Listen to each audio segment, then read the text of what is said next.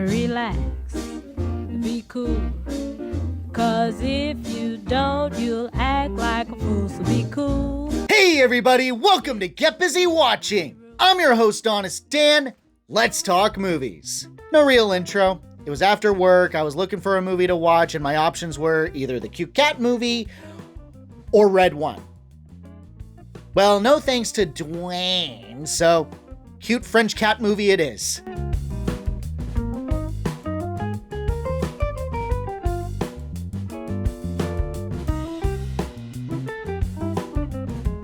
My former Russian manager is swooning already.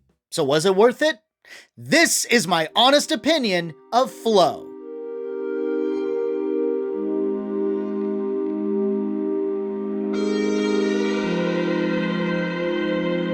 A cat is caught in an enormous flood that drowns its home. It survives by taking refuge on a small sailboat that is inhabited by other animals, including a capybara, a Labrador, a lemur, and a secretary bird, who all have to work together to brave the elements.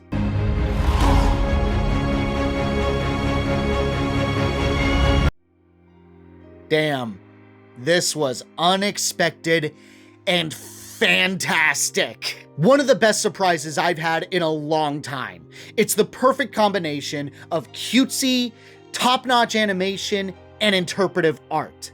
What ultimately won me over, though, was how it respects its audience. There isn't a single line of dialogue in this entire movie. The animals don't talk. They're just animals, given personalities, of course. They're not even designed to have human features or have human mannerisms. And yet, there's no room for misinterpretation as to what's going on in their heads, from the obvious to the subtle, sometimes to hilarious effect. One of my favorite moments is when the cat hawk-tuas up a hairball in front of the lemur and just walks away with an expression that says, "What you gonna do about it, bitch?" I was dying. Still a better situation to be in than the actual Hawk-Tua girl. It's a foundation that is running this project. How much does she own of it? It's a foundation. She owns zero of the foundation. So y'all made the money? But just in terms of the fact that there's fees that are being generated, there's an actual, Hey source guys, of income. I hate to interrupt you, Nick. Well, hello there. But anywho, I'm gonna go to bed, and I'll see you guys tomorrow.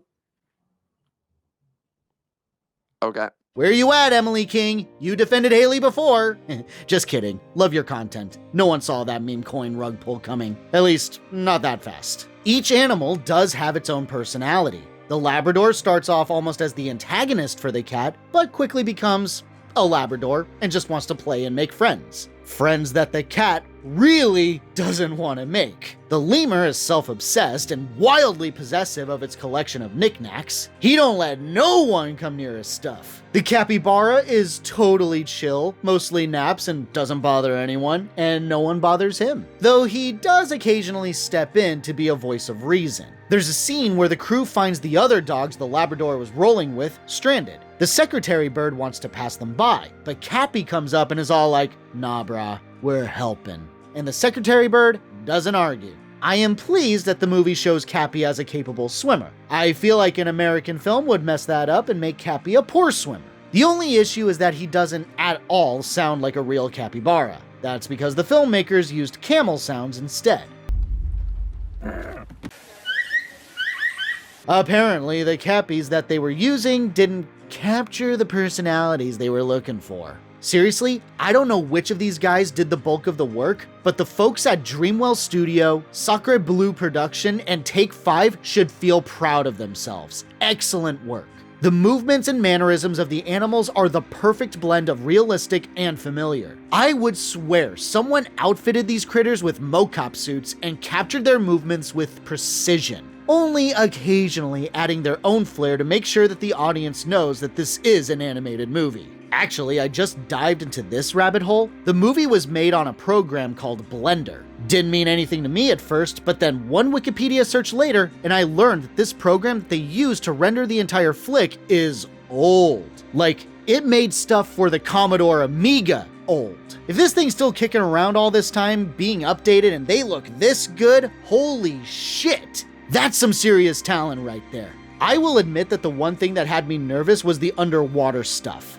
Because of course, it's a prettier water world, and they're gonna make the water scary and beautiful. What immediately catches your attention is the whale. Dude, my thalassophobia was quaking. Because when the damn whale is introduced, it has such an alien design. First time I saw it, I was like, no, screw you, what is that? A shark, an alien, Cthulhu? What is it? Damn it, Gojira, did you guys shadow make this thing?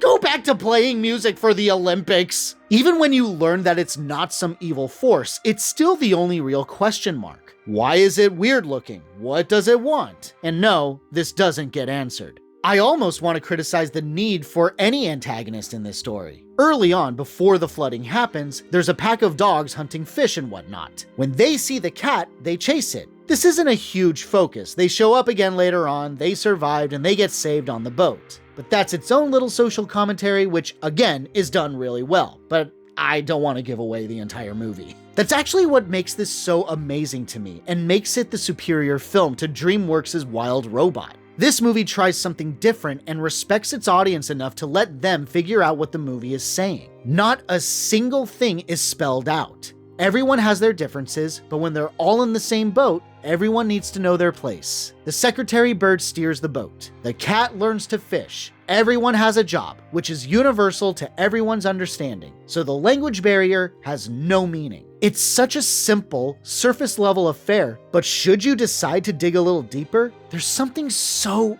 earnest and profound that it sticks with you long after the credits roll. I can't recommend this enough. Yes, it's French, but there's no subtitles, which makes it timeless to me. It's totally interpretive. If you were to ask me, this is the best animated film of the year. And also, cute kitty. Who's not on board? My honest rating for Flow, a 5 out of 5.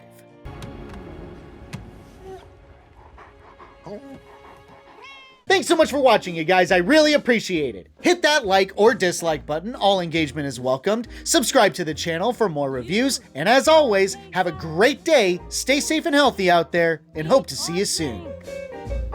Just remember that it's later than you think.